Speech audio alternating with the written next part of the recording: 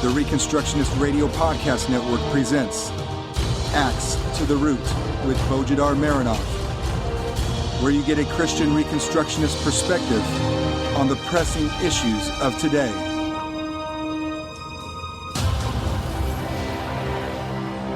Welcome to episode 79 of Axe to the Root podcast, part of the War Room Productions.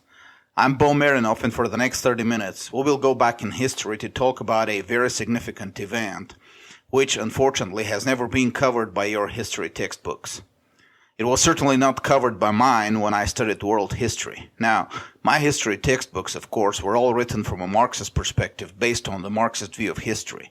Your history books, textbooks, most probably, were written from a Western secular perspective based on the Western secular view of history, if there is such a thing in the first place, of course.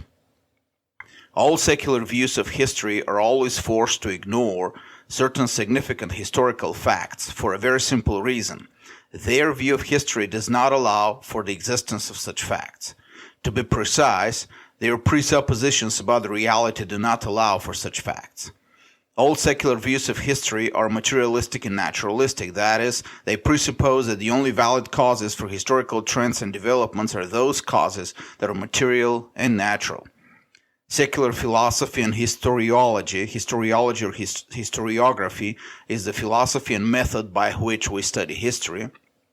So, secular philosophy and historiology reject all interpretations of history that would involve any supernatural acts of God that would direct history. Of course, our listeners would know that given the presuppositions of the secular thought. But there is another presupposition of secular thought that many Christians are not aware of.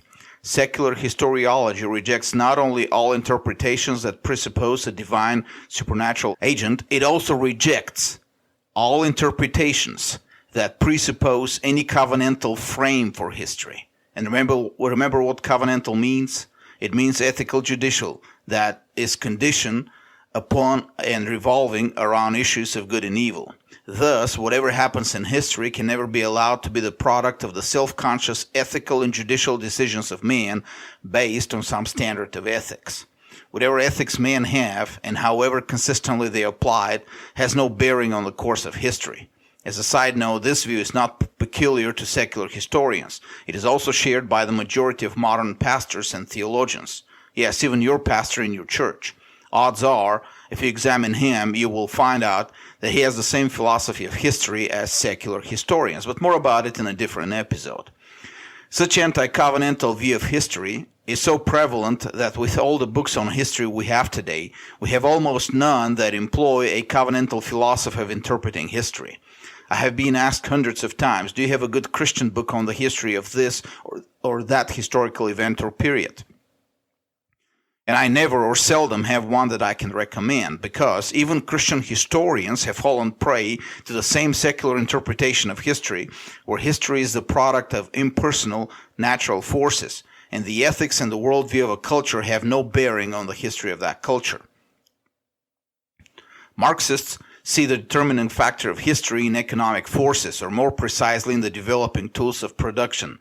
Racists and nationalists see the determining factor of history in the genetics of men, and we will see in a future episode why even modern secular libertarians like Lou Rockwell and Stephen Molyneux also adopt racism as their frame of interpretation. Modern liberals see the determining factors of history in the environment, climate, geography, etc. And modern theologians just adopt any of these secular philosophies when they try to interpret history, if they ever do. It is for this reason I have always said that R.J. Rushdoony's book, The Foundations of Social Order, is the most unique book ever written in the history of Christendom. If there has ever been a book that completely, unapologetically, uncompromisingly interprets history covenantally, it is that book. It is not just a supernatural interpretation, God moves history. It is also a covenantal interpretation, namely, God moves history through the worldview and the self-conscious action of men who were redeemed by His gospel and influenced by His word. Of course, there are other books that touch somewhat on a covenantal approach to interpreting history. For example, Max Weber's The Protestant Ethic and the Spirit of Capitalism, or Deirdre McCloskey's Bourgeois Dignity, and a few others, but nothing has ever been close to Rushdoony's consistency in applying it. Either way, to make a long story short, secular historians don't like mentioning some important historical events exactly because these events and the consequences of them in history have no explanation in terms of secular historiology. And once we look into these historical facts, we may find out that they only fit a covenantal frame of interpretation of history. And the historical event we're going to cover this week is one of them. It was not something small. It was not something insignificant. It continued for 5 centuries. It had very abrupt, disastrous, and profound effect on the Christian civilization in Europe. It is well documented. We have hundreds of thousands of historical documents that inform us about it. But it is seldom mentioned, except in marginal books and theses that don't make it into the official textbooks and lesson plans. And there is a reason for it. That historical event is the Little Ice Age, a historical period of unusually cold climate that can be loosely dated from the early 14th century and continued until the last decades of the 19th century. In fact, even until today. But let's start from some earlier dates to have some context. Do you remember those ancient Greek paintings and engravings of several centuries before Christ and the clothes worn by the men depicted in them? If you have seen them, you probably remember them because they're all either naked or almost naked. I won't go into the philosophy of nakedness here, but I will ask another relevant question. What climate did they have to be comfortable with such fashion? Modern Greece's climate is Mediterranean, but it's certainly not tropical, and the winters can be quite cold. And yet, the Spartan society was known for the fact that their boys trained in military schools and were naked all year round. By the way, the girls too. How did they survive the winters? Meanwhile, a number of Greek authors mention lions living in Europe at the time, not only in Greece, but also as far north as Thrace, which is modern Bulgaria and Romania, Pannonia, modern Hungary, and Sarmatia, modern Ukraine.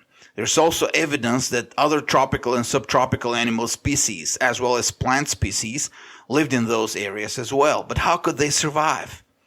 I grew up on the Balkans, and I can tell you winters to the north of the Balkan mountains can be quite harsh, and the climate is certainly not conducive for having lions or antelopes or anything that in modern times lives south of the Mediterranean. The conclusions of all historians, therefore, is that the ancient world enjoyed a much warmer climate than we have today. Or at best, its coldest period between the 5th and the 4th centuries BC was similar to our modern times. What is sure is that starting in the early 3rd century BC, the Mediterranean, and the whole world in fact, experienced a period of unusually warm climate which lasted for about 7 centuries. Remember the Punic Wars and Hannibal's crossing the Alps with his elephants in the late fall of 218 BC? The reason he could do it was because the mild climate in that period. Every time you read the history of the Roman Empire, remember that all of the expansion of the empire, as far north as Scotland, happened in a period of very, very warm weather. The growth of the population of the Mediterranean was all due to that warm weather. The Roman Empire is estimated to have had between 50 and 60 million population, an approximate 1/3 of the world's population at the time. This warm period ended in AD 4th century when temperatures worldwide went down by a little, causing rivers in Europe to freeze in the winter, not recorded before AD 300, which made it easier for Germanic tribes to cross the borders of the empire, the Rhine and the Danube rivers, and invade its richer provinces. The cooler period that started in the 4th century was most probably the reason for the great migration of the 4th through the 7th centuries, forcing many tribes out of their homelands in northern Europe and Central and North Asia. Think Goths, Slavs, Huns, Khazars, etc. The same cooling off of the climate must have weakened the health of the population of the Mediterranean, for during that period the Roman Empire experienced several outbreaks of different diseases, most of which were probably different strands of the flu. This weakened the empire, in addition to its political and moral decay, and led to its ultimate demise in the west and retreat in the east. The Goths and the Germans who settled the west proved to be more resilient physically and also spiritually after their conversion to Christianity. The cooler period continued for about 400 years. Warm weather came back in the early 800s, this time with a vengeance. The so-called medieval warm period turned out to be the most productive period in the history of Europe and the Mediterranean. The population of Christian Europe, which would exclude Spain, reached 70 to 80 million, more than the Roman Empire was at the height of its glory. More notably, this growth happened mostly north of the Alps, unlike the Roman Empire, where most of the growth was in the warmer regions around the Mediterranean, like Italy, the Balkans, and Egypt. France, which was previously devastated by a series of invasions by Germans, Vikings, Goths, Vandals, Huns, not to mention the earlier pillage of Gaul by the Roman legions of Julius Caesar himself, experienced such demographic growth within just a couple of centuries that it became the demographic center of Europe. An estimated 20 million people lived in France only, compared to less than 5 million in England and Wales. For many centuries, Europe had not been able to feed itself. The Roman Empire solved the problem by taking Egypt and importing grain from the valley of the Nile. Whoever controlled Egypt controlled the empire because they could control the flow of grain and thus starve everyone else. After the 7th century, however, Egypt was lost to the European civilization as a breadbasket. But the warm period after AD 800, combined with a few technological novelties, made Europe self-sufficient in terms of food, and this led to gigantic population growth. There are some interesting discoveries of that warm period that may be relevant to our topic here, but they are worth mentioning in the context of the modern scare of global warming. We all know, of course, that Greenland was, well, a green land. It was capable of feeding the significant Viking population it had. Iceland was also much warmer and easily approachable by sea. There were seldom any icebergs in the ocean, even in the winter. In Scotland, wheat was grown at 800 meters above the sea level. In today's climate, it would be impossible, and wheat can't be grown at higher than 300 meters above the sea level in modern Scotland. Switzerland had villages very high up in the mountains, in valleys and basins that today are covered with glaciers. Seriously, archaeologists have to dig through 20 to 50 feet of packed ice in order to learn about Switzerland of before the 1300s. England, based on several sources of the period, was a center of commercial vineyards and wine production. I mean, where is this today? Art of that period is also indicative.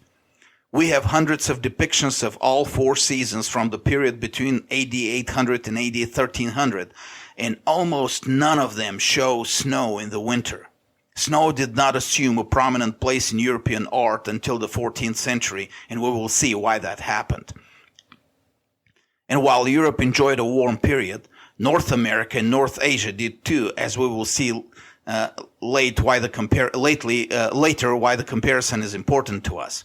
Archaeological evidence shows a proliferation of local cultures among the native tribes in North America, and in Asia, the vast steppes of modern Mongolia were warm enough and fertile enough to give birth to the Mongolian nation, which, within just a few decades in the 12th century under Genghis Khan, created the vastest contiguous empire the world has ever known in its history, covering 10 million square miles or close to 17% of the world's land area. By any comparison, actually, the world between AD 800 and AD 1300 was a nice place to live, with climate warmer than ever, harvests more abundant than ever, and a population growth that exceeded everything the world had seen in its history.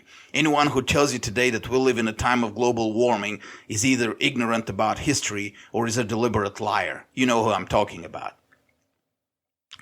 But after 1250, it started changing. Temperature started falling. Not abruptly, but gradually every year. The North Atlantic pack ice began to grow, and icebergs began appearing on the sea lines between Norway and Iceland, and especially between Iceland and Greenland. By the end of the 13th century, contact with the Viking colonies in Labrador and Newfoundland was lost. By the end of the 14th century, all Greenland colonies were lost due to the inability of the local population to produce enough food to survive.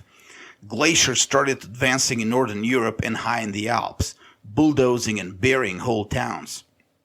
By 1300, summers stopped being reliable and crops' productivity fell to 2-to-1 ratio. That means 2 grains produced for every one used for seed.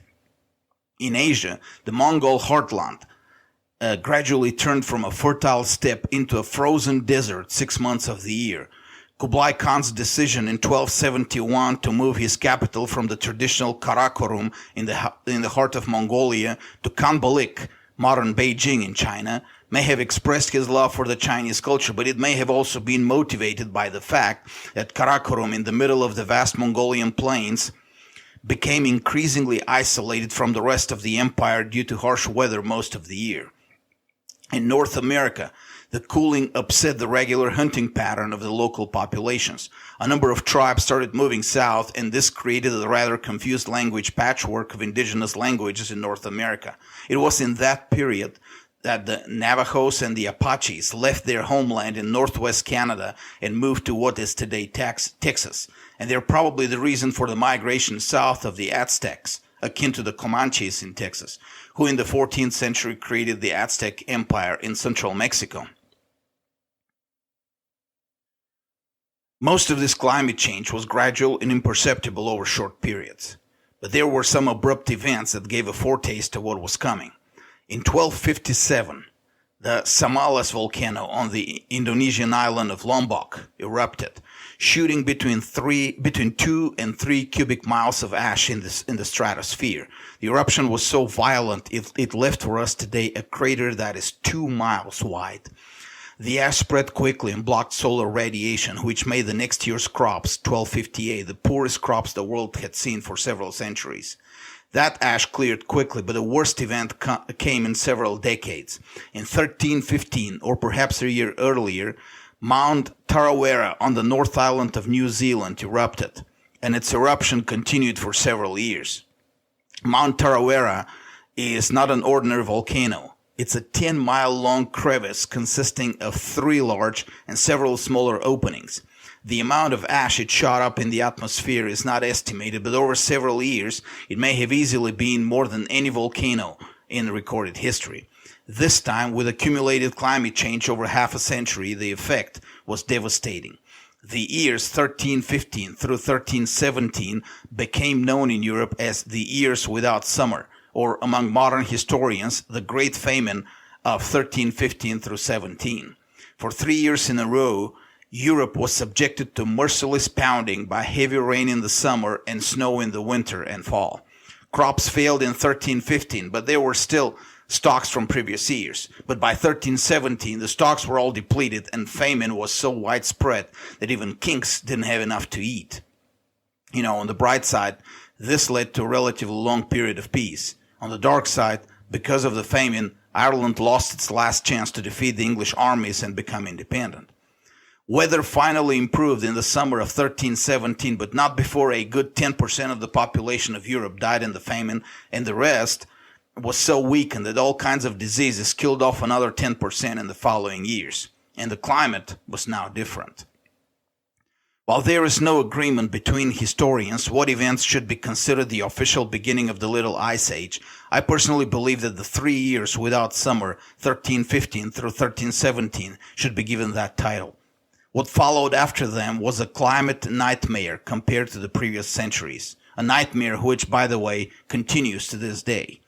Starting in the early 1300s, the earth fell into a cold spell. Winter became long and bitter cold. Snowstorms started visiting Europe every year and blew as far south as Lisbon in Portugal and Rome in Italy. Harbors in the Mediterranean started freezing every year. The North Sea became barely navigable between Norway and England, and the sea lines with Iceland very limited. Greenland was completely lost. The Hanseatic League in Northern Europe, which had grown powerful by trading in the Baltic and the North Seas, reached the zenith of its power and influence in the 14th century and then went into a quick decline following the closing of the Baltic Sea to navigation for several months in a year, and the depopulation of Northern Europe and Scandinavia due to famine and bad climate conditions. On the Balkans, the established powers of Bulgaria and Byzantium were severely weakened by plagues and crop failures, which facilitated the rise of the Ottoman Turks, who within just a century would take over the whole peninsula.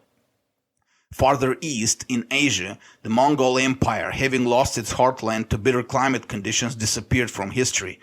In 1368, the last vestiges of the Mongol Empire in Beijing were removed by the Chinese, and their forces fled back to their homeland, only to disappear from history for about 3 centuries.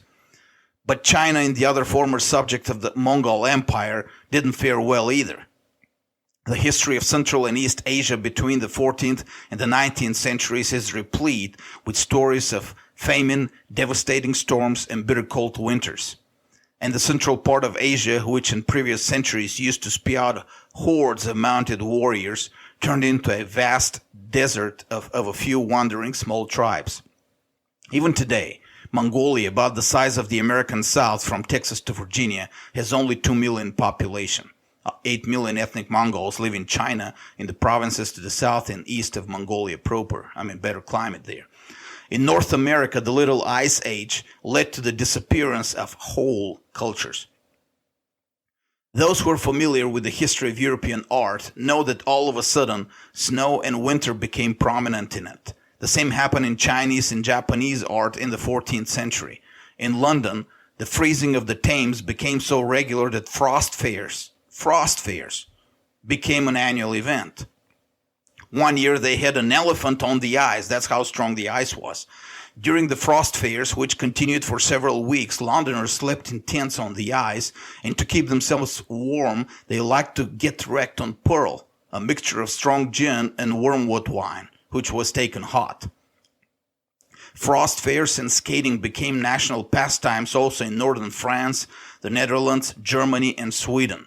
England lost its commercial vineyards. The production of wine moved to Burgundy and South France.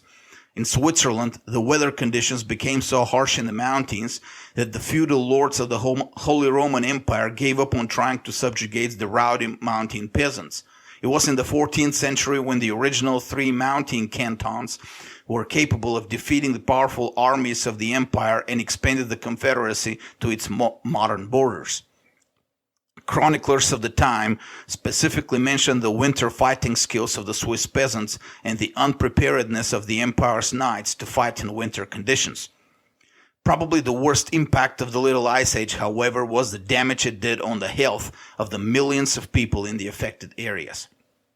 The natural resistance and immunity of the body is always weakened by extreme weather conditions, humidity, cold, heat, etc. And the radical climate change may have some really harmful effect in the long term.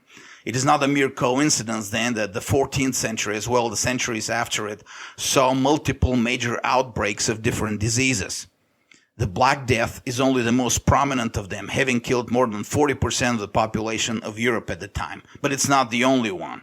Smallpox and measles, different strains of the flu, mumps, cholera, tuberculosis, all took a significant toll on the population. Even as late as 100 years ago, right after World War I, the Spanish flu was still able of claiming the lives of 50 to 100 million people worldwide in just 2 years. Most of us over 40-year-old have grown up with grandparents who remember the times when even the common cold could mean severe complications and even death. And the reason is that even though the thawing of the Little Ice Age started in the middle of the 19th century, the genetic effects of it continued for a few more generations into the 20th century. It wasn't until after World War II that the population of Europe and North America recovered its resistance to germs. If you want to know how bad it was, in the 14th century, the average life expectancy for a child that survived his first year fell down to 17 years, down from 40 in the previous century. That continued for a long time, and in fact, contrary to what we may think, the majority of the important historical figures in the West between the 13th and the 19th century were amazingly young by modern standards. My favorite example is the signers of the Declaration of Independence. The majority of them were below 35, and some were even teenagers or in their early 20s. But that shouldn't be surprising.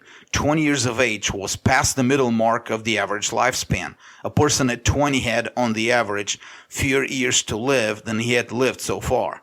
Such was the quality of life.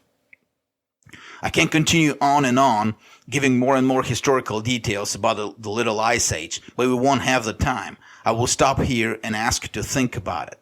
If you're anything like me, you will now be thinking the following. Why did no one tell me that when I was taught history? For 5 centuries, climate played a significant part in the history of Christendom in the West. Heck, so significant it abruptly changed its course. Who knows what would have happened if the warm climate had continued? Europe may have continued prospering, but she would have to face an expanding Mongol Empire which had no prospects of being stopped. I mean, China, with its gigantic population, couldn't stop them, and Europe had nothing like the population of China, nor did it have the hope of growing that fast, warm climate or not. Could Europeans have discovered America earlier? Well, they did, but they lost it because of the climate change. What if the favorable conditions had continued? How would that affect Europe's social, political, and especially technological and scientific development? And also, as a Christian, you would be thinking the following as well. What was the purpose of that little ice age? If God is the direct first cause behind everything that happens in history, what was his plan? Why did he have to reduce Christendom to almost ruins? Was it a curse? Or was it something else besides a curse? It is easy to say that it was God's judgment, but God's judgments are never so simple. Besides, if it was God's judgment on Christendom, why did it kill off pagan civilizations as well, and eventually made Christendom stronger than any of them? So where's the answer, and how do we go about finding it? We go about it the covenantal way. Start from the original covenant, the dominion covenant. The covenant that God made with man to take dominion over the earth and transform it to God's glory. In that covenant, there were resources that God placed in the garden for man to use, and there was man's task to take those resources and build a civilization out of them. This is the original covenant of God with man, and it is still valid. In fact, you can't even begin to understand the covenant of grace unless you accept the fact that God never revoked that first and original covenant. But in that covenant, there was the possibility of judgment.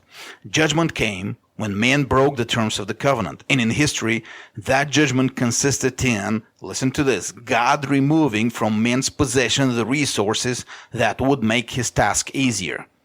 Now that's what we call crisis today. Crisis means judgment, literally.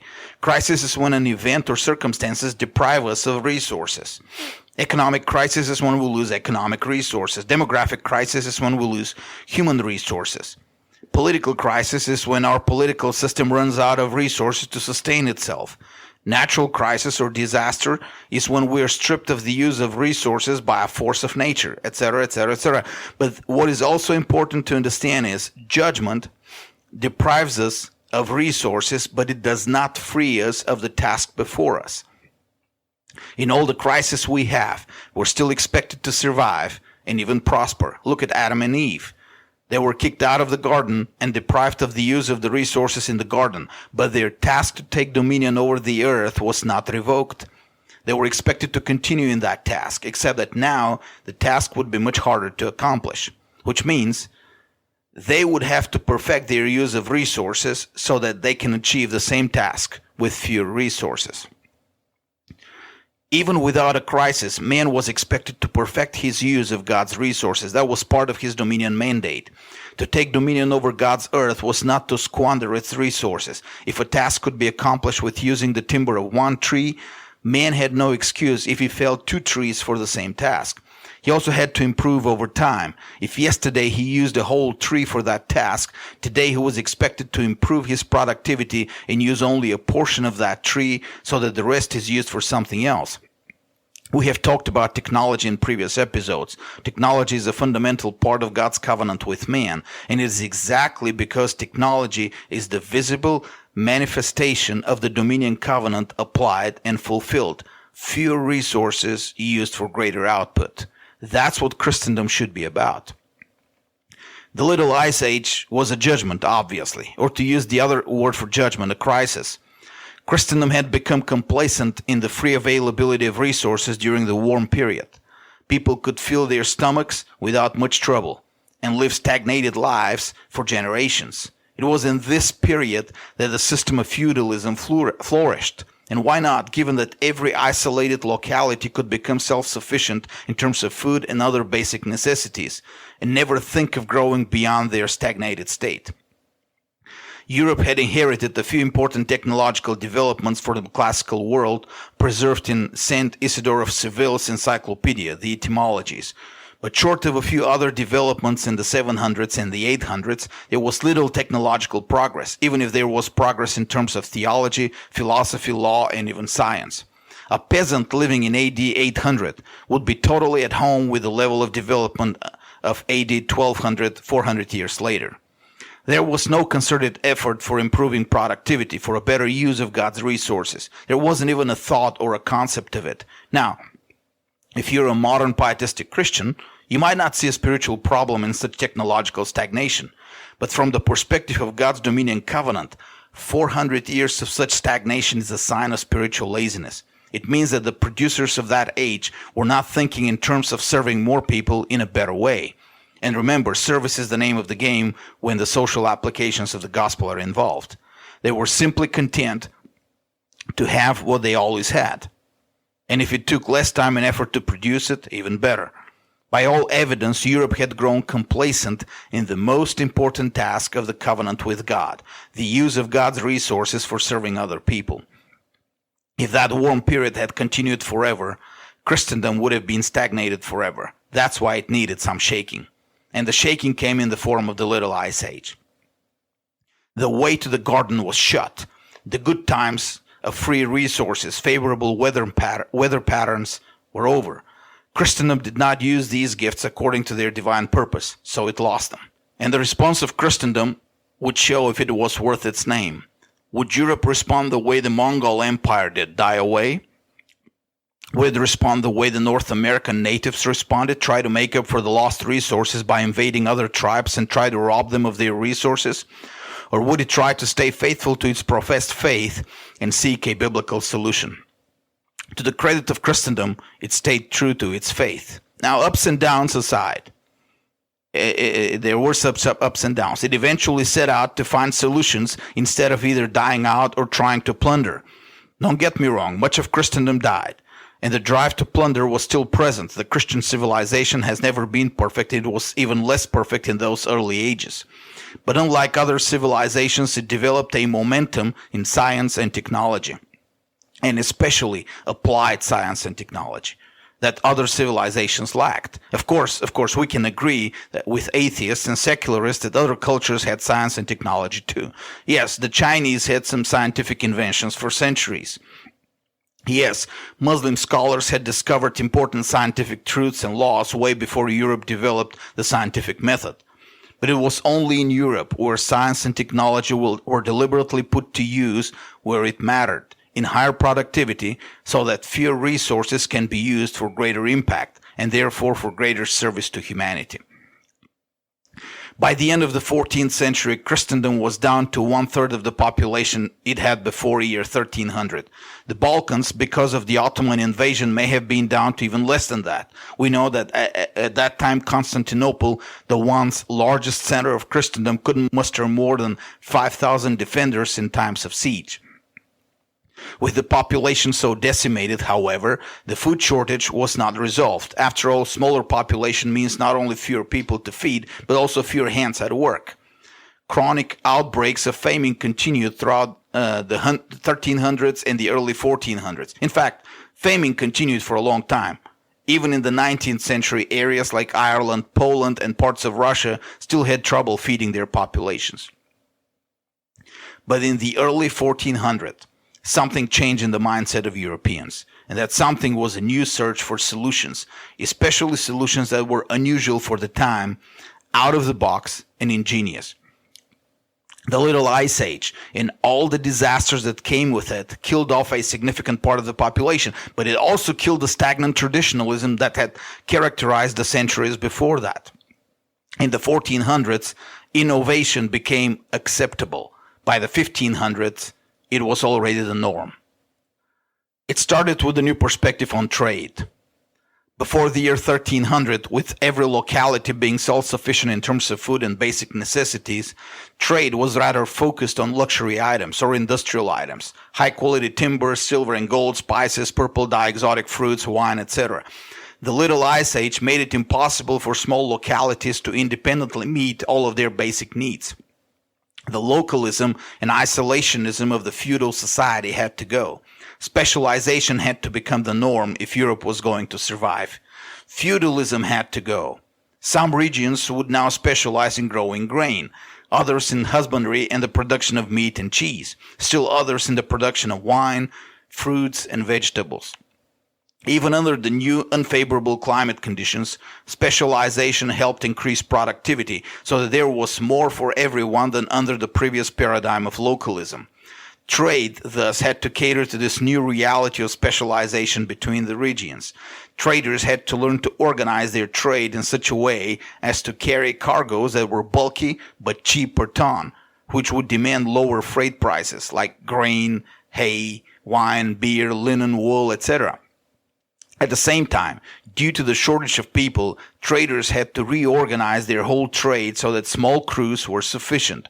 On sea, new types of ships were developed that would both stand the rougher marine conditions and yet take advantage of the higher winds. On land, navigation was developed along the European rivers, and new canals were built in that period, which made it possible to make internal connections between the northern and the southern coasts of Europe. The new ship, the caravel, proved to be a serious advance, and it helped discover new parts of the world with climates good enough to supply Europe with calories which she was lacking. For example, the colonization of the Caribbean islands and the sugar plantations turned out to be one of the most successful solutions for solving the food problem of Europe. The new organization of trade laid the foundation for the new world that was coming. Traders developed concepts that today are taken for granted: double-sided bookkeeping, insurance contracts, futures, stocks, etc. The scarcity of resources, and especially of energy, forced the producers to look for new ways to produce the same products as before, but at lower cost. Strangely enough, this part of the economic history of Europe is often omitted from textbooks, but it was in this period that coal mining in Europe started in earnest and gradually replaced wood as the main source of heat. A curious fact, the first royal edict prohibiting the use of coal for domestic heating on account of air pollution was issued in London in 1306. Just about a century later, Europe rediscovered the usefulness of petroleum, literally stone oil, although it wouldn't develop the technology to use its real potential until the 19th century. What is seldom mentioned also is the amazing proliferation of machines in that period. The previous century saw the use of machines mainly in siege warfare. The majority of the work was done by hands or using animals. A decimated population weakened by malnourishment and epidemics, however, demands that human strength be replaced or at least reinforced by machines. Indeed, after the year 1300, more and more artisans started producing different kinds of machines, using mainly wood as a building material. We have accounts of the building of several cathedrals in Europe at the time, and the machines used to reinforce or support human strength seemed to be way ahead of their time. Several varieties of cranes were developed for both construction and cargo loading, the principal design of which is used even today. Water wheels were perfected in France to maximum utility, and artificial cascades were built to reuse the power of falling water. Mechanical clocks became a common occurrence in every city. Metallurgy made such a gigantic step in Europe that at the end of the 16th century, firearms of all calibers, including cannon, became cheap enough to be affordable for the middle class. Find my article on American Vision's website, Lepanto, The Triumph of Christian Technological Superiority, for some more information on that.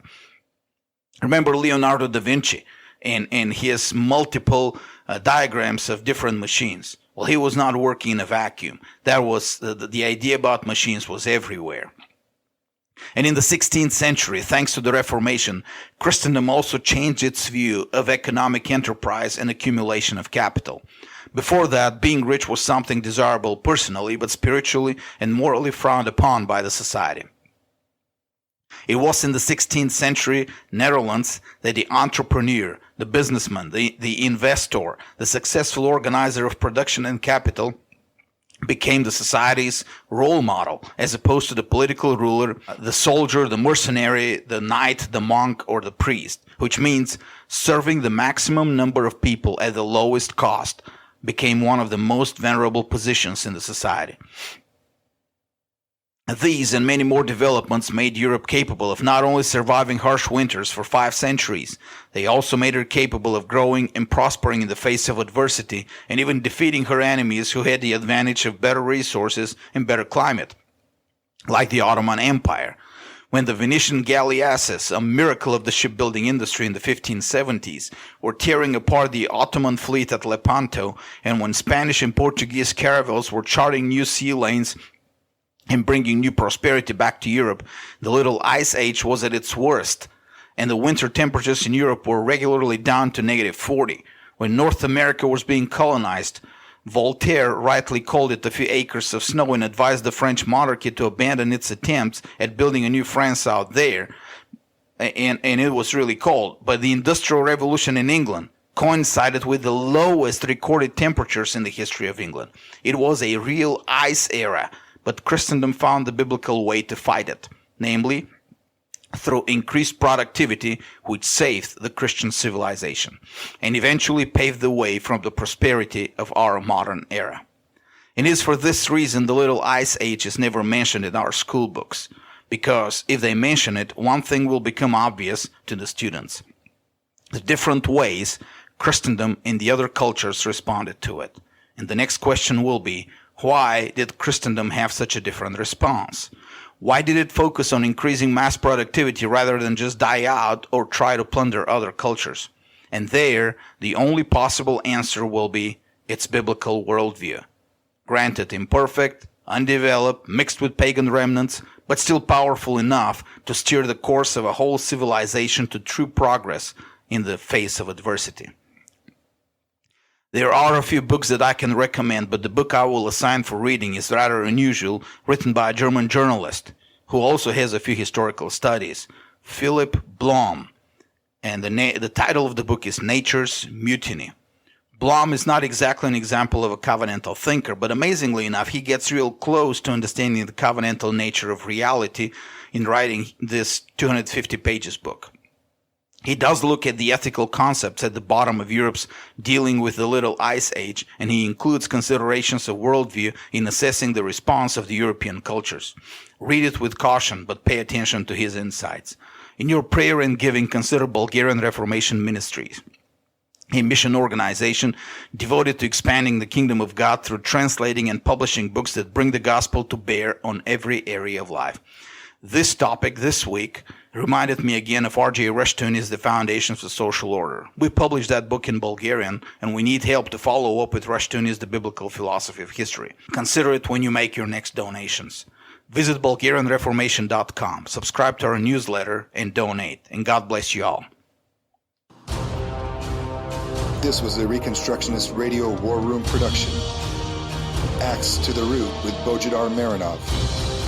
Please visit bojidarmarinov.com and reconstructionistradio.com/Axe to the Root.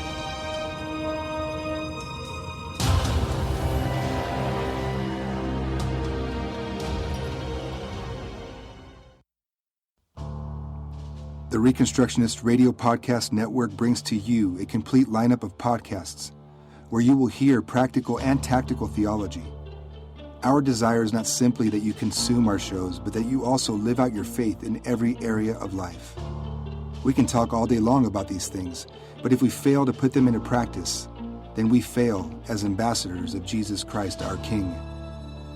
Subscribe now to your favorite Reconstructionist Radio Podcast Network shows, or you can subscribe to the Reconstructionist Radio Master Feed, where all of the content we produce, including the audiobooks and audio articles, will pop up as soon as they are available. And don't forget to visit reconstructionistradio.com to volunteer as a narrator or to partner with this ministry financially. May the Holy Spirit stir you into action for Christ and His kingdom